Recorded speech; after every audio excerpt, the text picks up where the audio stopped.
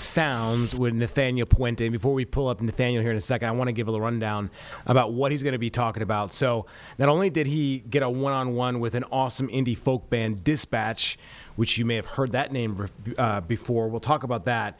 But I believe Nathaniel was at a metalcore show that rocked Charlotte on Saturday. 4 bands delivered a blend of melodies and aggression in their style of music, and that sounds tantalizing. So let's bring in Nathaniel Puente from our digital team. Nathaniel, great to have you, my friend. And I know that this is in your wheelhouse, is listening to some of these bands. Awesome music, and I know a lot of folks across Charlotte and the broader area love this type of genre of music, and it really does do a lot of things for our community, but it really does also bring us a culture and some pretty cool concerts. Let's talk about this first Bullet for My Valentine and Trivium. They headline a show with some other support acts, August Burns, Red, and then Bleed From Within. Took place at the Skylar Credit Union Amphitheater. How was it? Let's start there. Sure. So it was an awesome experience to get to be at the show in the first place, but to be there shooting photos and being right in front of the pit. You have the rowdiest fans there in attendance. So just an awesome experience to be able to do that. I just want to say how awesome the crowd was at this place. I've been in Charlotte for 3 years now. Yeah. Been to a few concerts here and there. And one of the overarching questions that we always get in the Charlotte area is, why do bands skip us? Why do they go to Atlanta or Raleigh or even Greenville, South Carolina? They skip over Charlotte a lot. And, as much as I love living in Charlotte, as much as I love Charlotte, the crowds aren't always as energetic, I think, as maybe they could be for some of the bigger bands. But this one actually completely blew it away. So as a rock and metal musician fan, we split hairs when it comes to the specific genres we listen to. I've always been into more of the Iron Maidens and the Judas Priests. Bullet for My Valentine and Trivium aren't exactly in my repertoire of music. I mean, yes, it's loud, heavy music and really fast guitars and all that, but not something that's regularly on my playlist. So I did not have a lot of background. I mean, I certainly knew who these bands were before I went to the concert, but I did not have a lot of info on their music or who their fans were, or how dedicated they were. But wow, they blew me away, absolutely. Just seeing the crowd be so energetic. I mean, I was talking to some of the photographers while we were waiting in between sets and things like that, and they were saying no one really gets really crazy here. We never see any crowd surfers. We never see any mosh pits or anything like that. But whatever it was about this show, it just blew these people away, and there were crowd surfers left and right. I even put some of those photos in my article, and mosh pits and all that crazy stuff. So it was really, really fun to see. So really awesome opportunity to get to see all of these bands together. So yeah, really, really fun to be out there at the Skylar Credit Union Amphitheater. Yeah, and then the headlining bands, they were celebrating the 20th anniversary of their biggest releases. So that was Bullet for My Valentine with The Poison, and then Trivium with Ascendancy. Those are songs that probably I should know, or maybe I've heard before, right? Many folks have heard those. So what was the crowd like when they heard those? And really celebrating a 20th anniversary, I mean, not many bands get to do something like that, so that's pretty special. Sure. So I'm glad you brought that up, because that was the what the tour was billed as, because both of these bands were so big 20 years ago. Still are today, but obviously, when they were releasing their biggest albums is always their heyday. Right. Bullet for My Valentine specifically is probably certainly the more popular of the two bands. Okay. And their song Tears Don't Fall is probably like a very iconic 2005 emo kid song. Okay. Another song on that Poison album, Four Words, is actually on Mad in 06. Okay. Maybe you played that back in the day. Yeah. I love Mad in 06 a lot, and the soundtrack to that was absolutely awesome. So yeah, those were awesome, and the crowd, obviously when Tears Don't Fall came on, just absolutely fell to their knees, and you could see sobbing in the crowd, and people were just so hyped to see them. Trivium are really popular. They're a little more of not so mainstream as Bullet for My Valentine is, but they still have a lot of fans. My best friend, actually, his favorite band is Trivium, so he talks my head off about them a lot, and Gotcha. have to hear them. They actually have a song in Madden '09, so Okay. two Madden bands right there. Yeah, it's funny you bring that up because lately I feel like, maybe it's just my imagination, that in a lot of these video games, they sometimes swing towards more hip hop, R&B sometimes. And sometimes there's still, some rock that pops in and out. But I do think that it sets the scene when you're playing a game like football on the gridiron, right? When you've got those loud rock type of intros with the guitar and the drums, it really does get you hyped up. But that's interesting that you point that out because, you don't necessarily get as many of those, and maybe that's just the way things are culturally. But interesting that you point that out. So it seems like the Charlotte date was their penultimate show on their tour, but they had other plans to go to Australia, South America, but allegedly Bullet for My Valentine specifically, they called off those efforts. Any reason why? Sure. So there's a lot of speculation out there. It looks like the bassist of Trivium actually called out Bullet for My Valentine on Instagram, as these types of rock bands do. They like, they do. They like their drama. Okay. Is what I'll say. I didn't know that. Yeah. Interesting. Okay. Keeps things spicy. Yeah. So they'll call each other out time and here and there, and you see people fighting. It's celebrities, and the same gossip that you might see in the Kardashian world. It falls over into the rock world. It's interesting. Just, they wear makeup and have long hair. Yeah. I don't know exactly the background to why Bullet for My Valentine decided to pull out and stop the world tour, but I do know that Trivium was kind of placing the blame on that band. And, so for whatever reason, they're not bringing their tour to the rest of the world. Only North America got to see it. Yeah, that's sad. Some people missed out there, but at least Charlotte got involved. What about the other bands? Bleed From Within, August Burns Red. Am I missing any others? Those bands obviously didn't headline the show, but still, you'd have to be pretty good to be in the show and, setting the scene for the headliners. Yeah, absolutely. And I think any band that wants to go on stage at 6 o'clock while the sun is still up in the air is brave. Good point. And you're there on stage in the heat. Outside, people are not necessarily there to see you, and you have to really give it your all to make people appreciate you and make people want to listen to your music more. Now, thankfully with this tour, all four of these bands are pretty well established. Bleed From Within had some popular releases in the metalcore genre back in the early 2010s, so they're not complete newbies. They're not out of the question that people didn't know them. Yeah. So when I got there, I had basically no background on who Bleed From Within was, but I could see people in the crowd were pretty entertained by them, and a few people here and there were singing along to their songs. So yeah, that was cool to see. That is cool to see. And it seems like August Burns Red, they opened with System of a Down's cover of Chop Suey, so I'm sure that got everybody's attention, yeah, right? Absolutely. I haven't heard that in a while. Everyone and their dog probably knows that song. Yeah, absolutely. So it's an iconic song, right? Yeah, so to hear that over the loudspeaker, again, I'm not a huge August Burns Red fan or anything, so I didn't know they even had a cover of that. But to start their show with that definitely, for me, for one, got me hyped up. Yeah, I have to ask this question because as I age, it's always interesting to me to see older individuals as they go out, right? What was the ages of the crowds? I mean, you harken back to some of the early 2000s, which, I kind of remember System of a Down, all those, My Chemical Romance, some of those type of bands. What's the feel like? I mean, do you have all ages type of people out there? What does that look like? Sure. So that's a good question. I think it was definitely a mix of older people. I don't want to say old. Maybe a little younger than you. Maybe around your age. Yeah. I got you. No offense taken. And then there were people that were in high school, just like our producer extraordinaire Jeb over here. You look like you're out of high school, Jeb, by the way. Who were there in the crowd. So it was a good mix of fans. You could even see. And you see this a little bit more with the bands that I like that are a little older, like Iron Maiden and Judas Priest, where people were there with their kids. Yeah.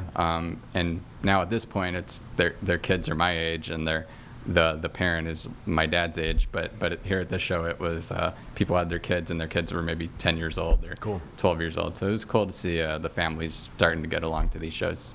And it sounds like the amphitheater was the perfect place to see these bands as well. You said it was a good venue? Yeah, absolutely. Cool. This was my first time ever going there. Yeah. And to prove how little I know about anything, I thought I was at the Fillmore, Okay. until the next day. I actually posted the pictures on social media, and somebody said, "Weren't they at the Skyline Amphitheater?" And I was like, "You're right. I thought I was somewhere else." But the Fillmore is an indoor Honest place. mistake. Honest mistake. But the Fillmore, the amphitheater, and the Music Factory, if you don't know, are all in the same area in Charlotte. So, explains why the traffic is so crazy around there. Yeah. But it was fun. It was an awesome place to be. I hope that I get to go back there soon. Yeah, and the way you wrote the article, you're able to kind of get from the article that, right, the sun was out, it was 80 degrees, felt like a great night, sounded like a great night. So cool to have your expertise on that. Now let's shift. We're going to talk about Dispatch, right? They've got a concert in Charlotte on June 6th. This is a big band, by the way. A lot of big names. They have a new album coming out called Yellow Jacket. You sat down with one of the members as well, right? Talk a little bit about what that sit down was like, and then a little bit more information as we lead into this interview here that you did. Sure. So, as I've mentioned time and time again in the last couple minutes, more of a heavy metal kind of guy, long hair and guitars and Nothing wrong with that. and all that. So Dispatch is not necessarily the first band that is on my playlist. Okay. But as Jeb kind of pointed out to me, our producer who's here, they're a pretty iconic band in the indie folk roots genre. So it was really cool to get to talk with Brad and kind of learn about their band and learn about their upcoming tour, and also a documentary that he was working on that just got released last week. It was really neat to hear his perspective on that. So he was working on a documentary called Ileana's Smile, which is about a little girl that he met in Nicaragua in the mid 2000s, and she lived in what's known as a trash dump community. So her and her family and hundreds of people lived literally in trash, literally in like what we would consider a dumpster. Yeah. And he was there because he was doing some sort of charity event, if I'm remembering correctly.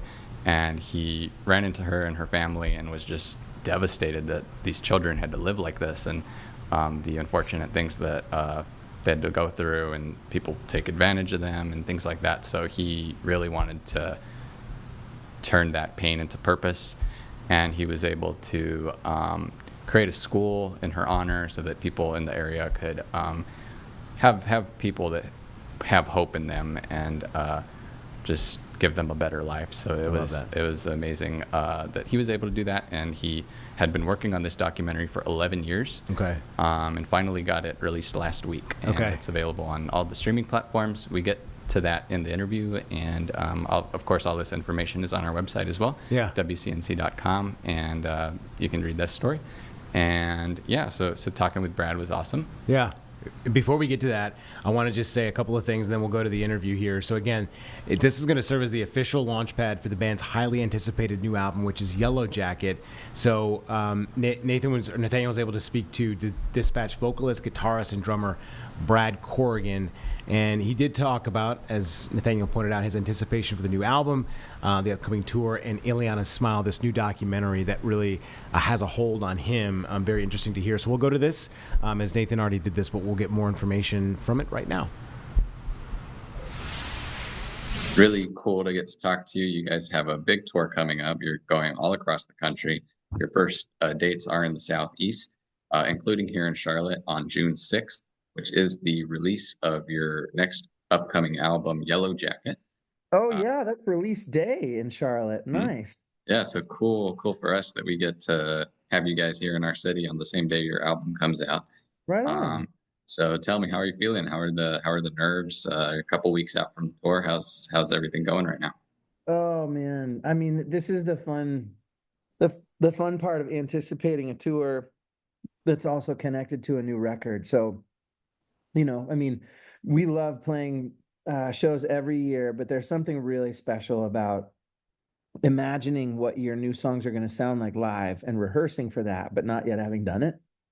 So there's probably 3 or 4 songs that from the new record that we've been rehearsing, and we just can't wait to see how they, you kind of release them like birds. You just don't know where they're going to fly or how they will, and how fans will react to them. And so that's always really fun and makes it feel like you're brand new to touring and brand new to being in a band. And then the roster of folks that we're playing with, John Butler, we're big fans, and we've wanted to tour with him for, gosh, probably 10 years. We played one show with him in 2015. He opened a show for us at Madison Square Garden that was incredible. I mean, in his opening set, we were out watching him because we're such a fan of his band and his sound. And there was a moment where you could feel everyone in the audience for an opening act, everyone up on their feet and leaning in. And it's an instrumental that called Oceans that he was playing. And so anyway, his energy, the friendship we have with him, the way he plays and what he stands for, we've been waiting a long time to get to, join forces and go out on the road. And then G Love and Special Sauce, man, what can I say? They inspired us before we were a band. We were fans of theirs before we became friends and before we were a band. And then we opened for them back in the day. And now G Love and Donovan Frankenreiter have played with us a bunch in the last 5 or 6 years. So it's fun to have deep friendships with them too. And then there's a band, Illiterate Light. Have you heard of them? They are a duo. Where would they say they're out of? I bet they'd say they're out of like either Baltimore or DC.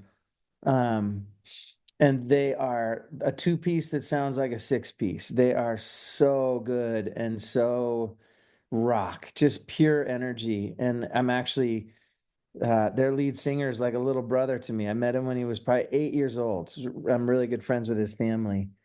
And Jeffrey Gorman, and now he's in his late 20s, and his band is killing it. And we're gonna get to they're opening Red Rocks for us, and I think Dylan, maybe our last two shows. So it's just gonna be it's a lot of a cool friendship on stage and a lot of good energy on the roster.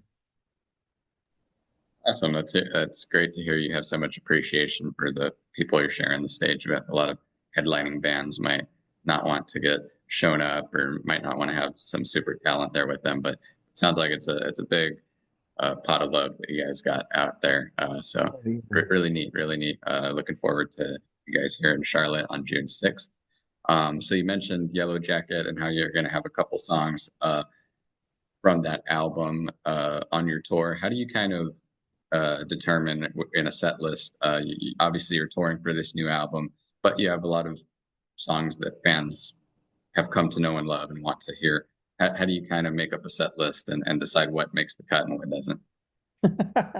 I think I think you just like, especially with as many albums and songs as we have, and so many covers that we love, that's always the tension, but it's a fun tension. Like you're like, day of, you've got a 75-minute set and a 15-minute encore.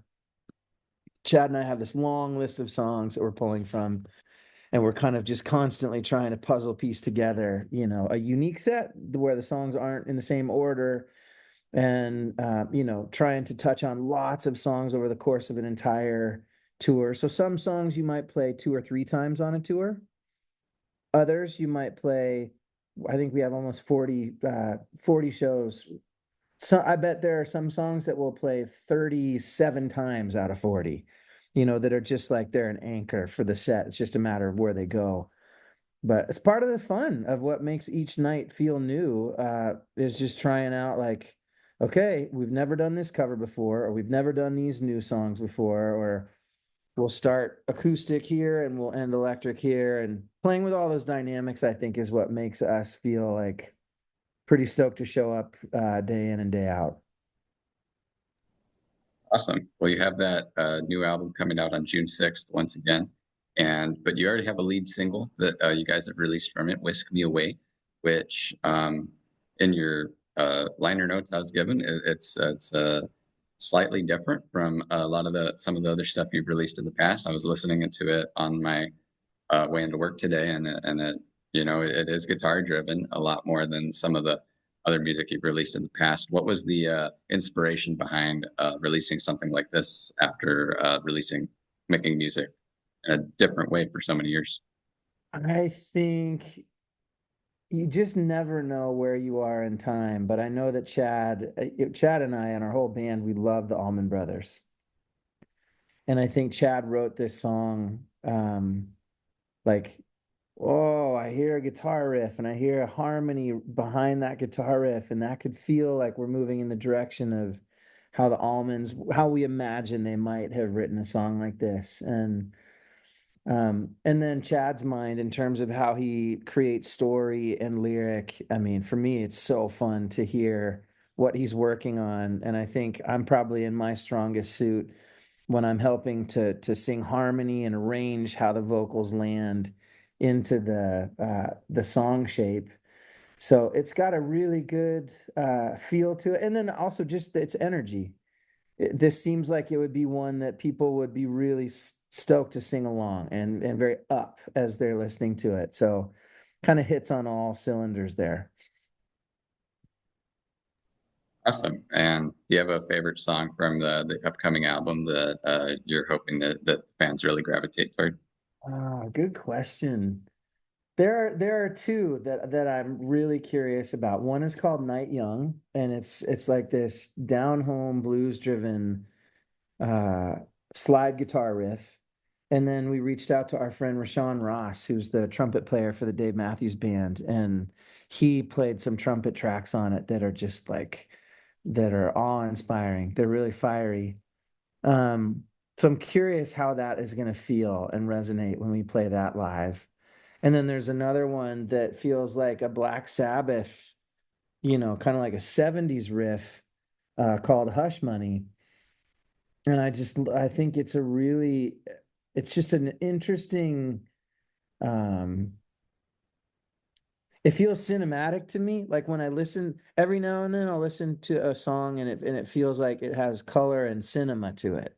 Kind of has like a visual storyline to it. And that one, for some reason, the more I've sat with it, the more I just feel like there's something really cinematic about it.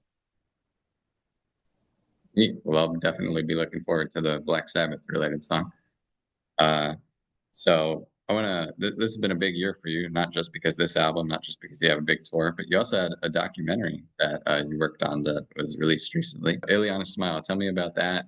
What was your inspiration behind that, and how do you feel now that it's finally out after working on it? Well, that is the inspiration for the film. This is Ileana, who I met in 2006, and I met her in the least likely space. And I also met her in a place where you wouldn't associate a smile and her laughter with it. She lived in a trash dump community, and I didn't even know that you could say trash dump and community in the same sentence until I went to Managua, Nicaragua. I was going down to play a youth rally, a concert, and to visit an orphanage. And I had no plans or no knowledge of this particular trash dump community. But our Nicaraguan taxi driver, after a few days of taking me to the orphanage, said, "There are kids that need more help, and I'm going to show you where they are." And I never would have guessed where he was taking us. And sure enough, we pulled into the city trash dump, and I could see that there was kind of like a long corner of it that was just a collection of these little shanty homes. And then realized that it was pretty much a township of 1,500, 2,000 people that lived and made their everything that they had in their life came from the trash dump. So they lived there so that they wouldn't be kicked off their land, and they also worked in the trash fields every day to scavenge for recyclables that they could sell at the end of each day.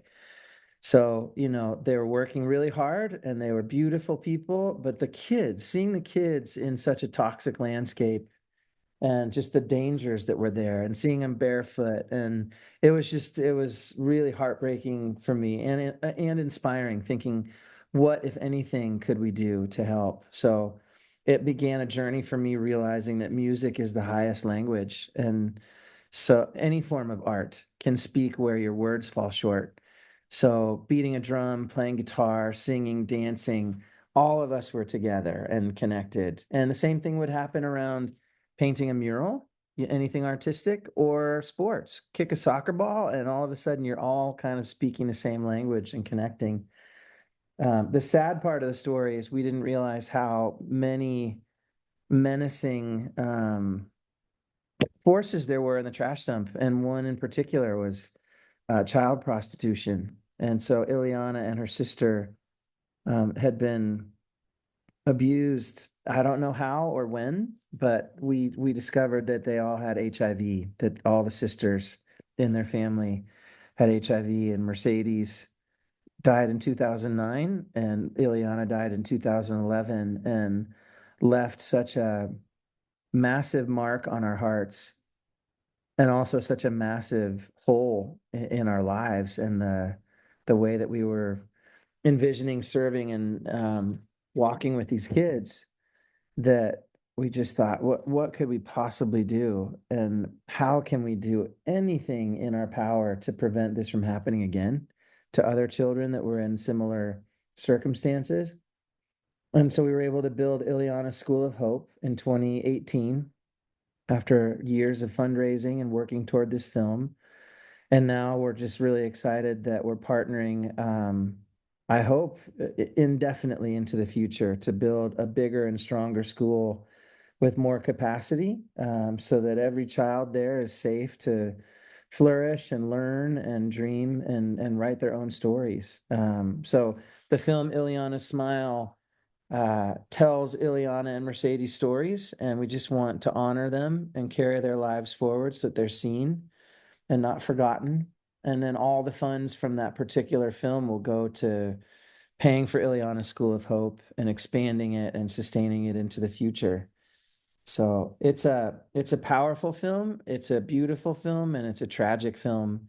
But it's an invitation for all of us to just think, like, as adults, dude, you and I just being in this interview, that means that we were so fortunate where we were born, who we were born to, the communities that surrounded us, the access that we had, the people that could ask you, like, dude, what is it that you love to do? The coaches, the teachers, the encouragers. And I just want all children to have that, to be safe and to have an opportunity to pursue what's in their heart. So yeah, Ileana Smile is available on Apple TV and YouTube and Amazon. And the more people watch the film, the more the school will flourish, because every penny from buying the film or renting the film goes directly to Ileana's School of Hope.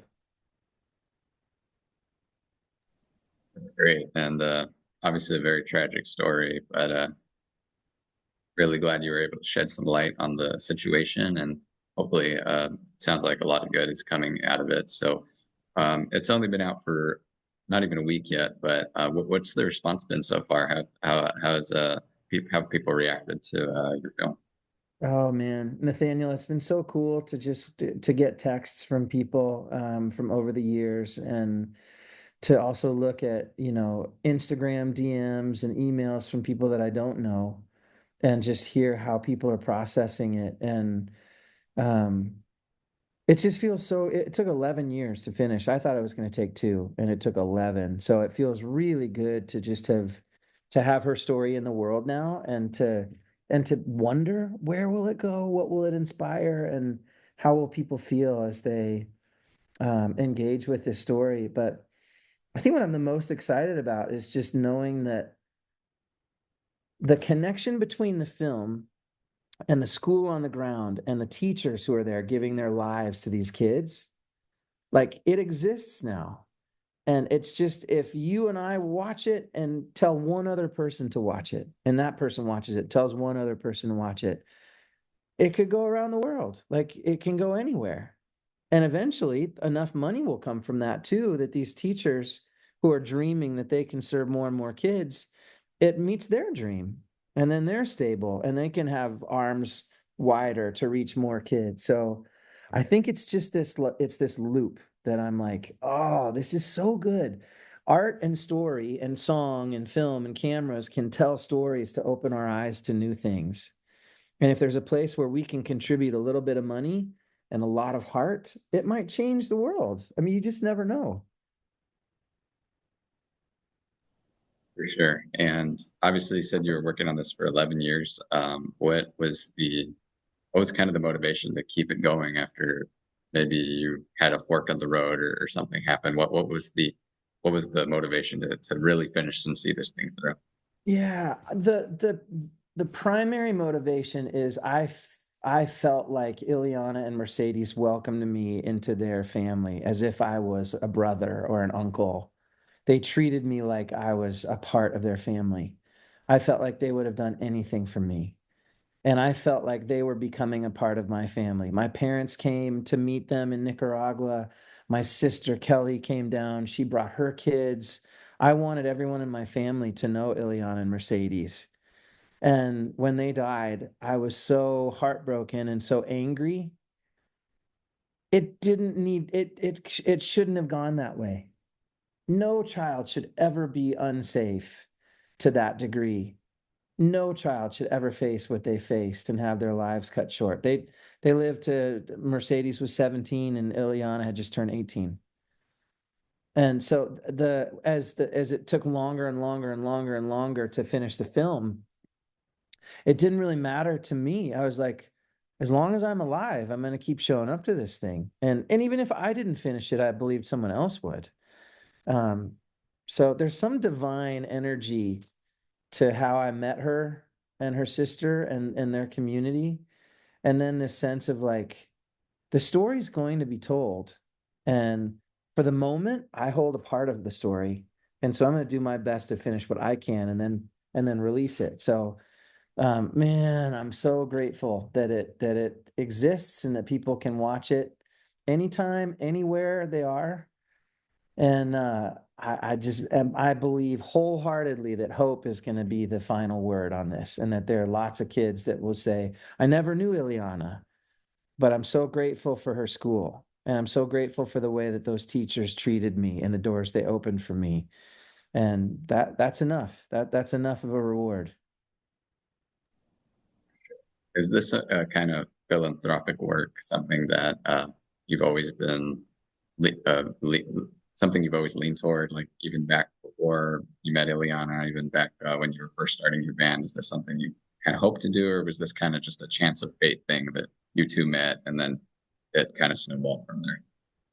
You know, I really appreciate the question, Nathaniel, because I would give all of the credit to the way that my grandfather lived and what he showed me, and then the way that my dad lived and what he showed me.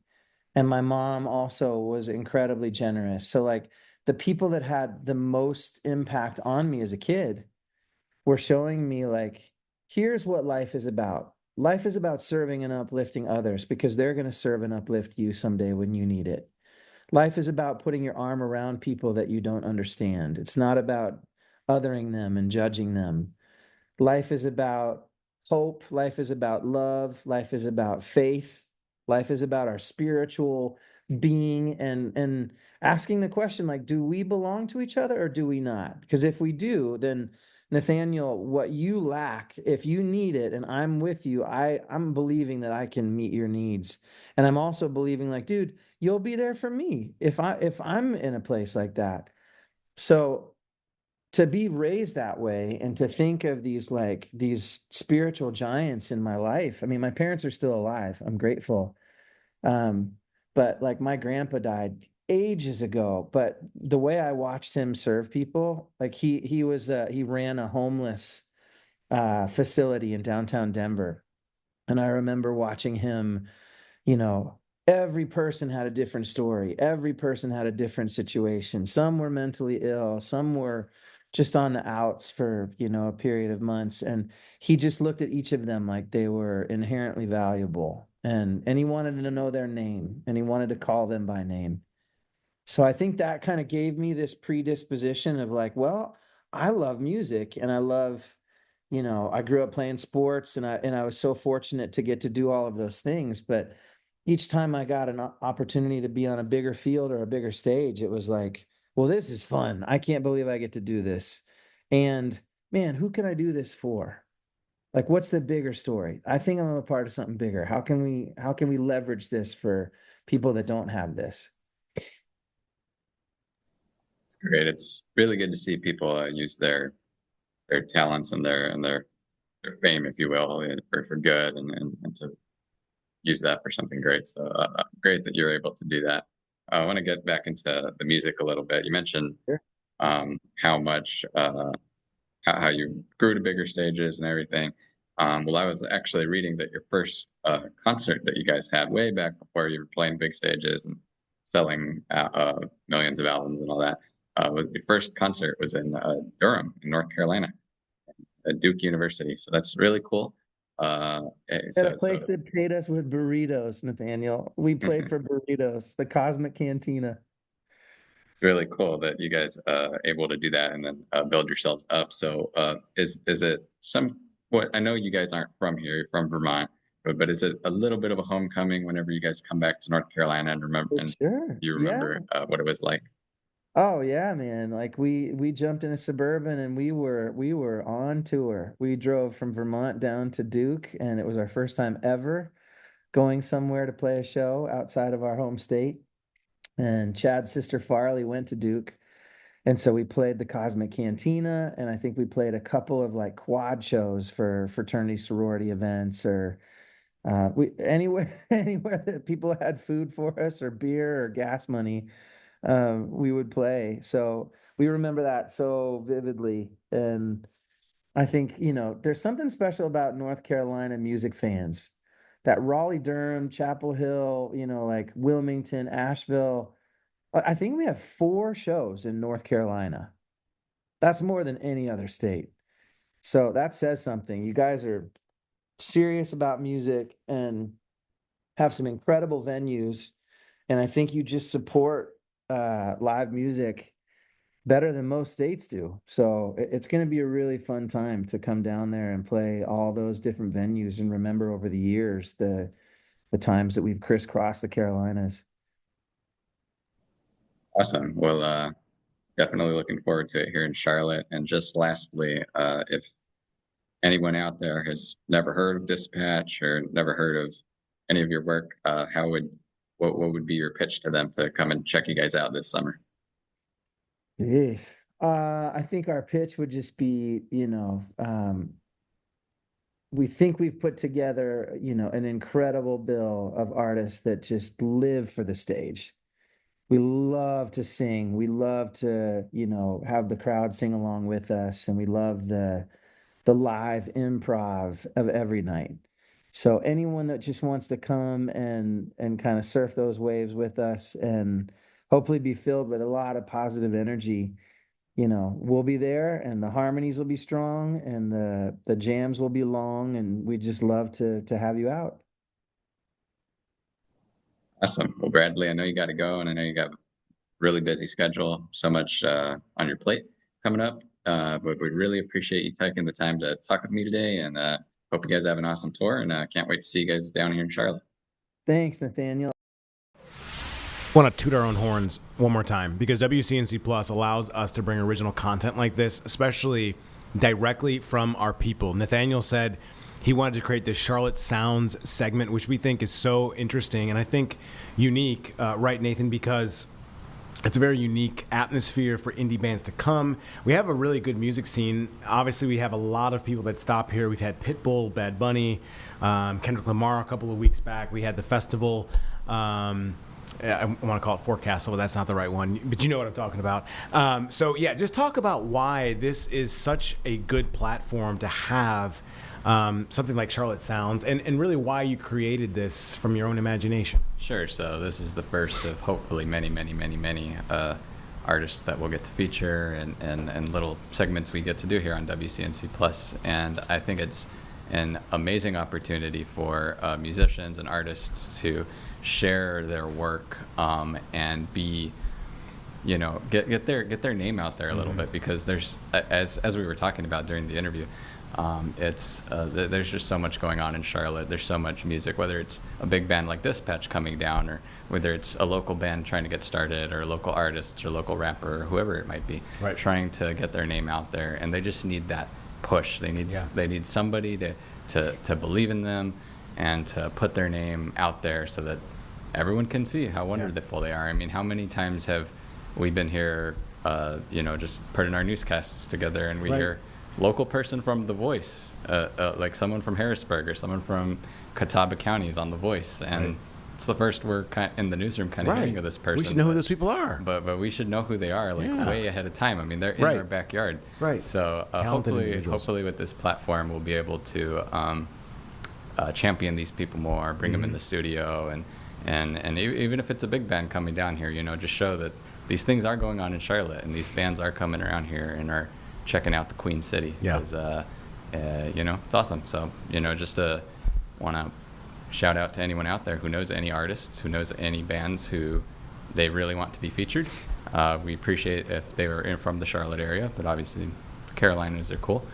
You can shoot us an email, desk@wcnc.com, or even just reach out to me. You can find me somehow. Yeah. I'm out there. Yeah, we're not discriminatory on the genre of music at all. We want to get into and dive into as much music as possible. And that was from Nathaniel telling me just a couple of minutes ago that not just rock, right? He wants to talk about hip hop, rap, country, electric, or maybe you should call it house music. I mean, something that I really enjoy. So yes, it's great to have your expertise and for you reaching out. And for those that are listening, we got a hold of Dispatch because their PR group or their PR team reached out to us, and that's something we love. Obviously, we'll chase after whoever we need to, but it's great to have those contacts. So again, I just want to run down Dispatch. Will be in Charlotte June 6th, performing at the Schuyler Credit Union Amphitheater. And the Charlotte show is part of a 40-date national tour that'll feature an impressive lineup of supporting acts, including John Butler, G Love, and Special Sauce,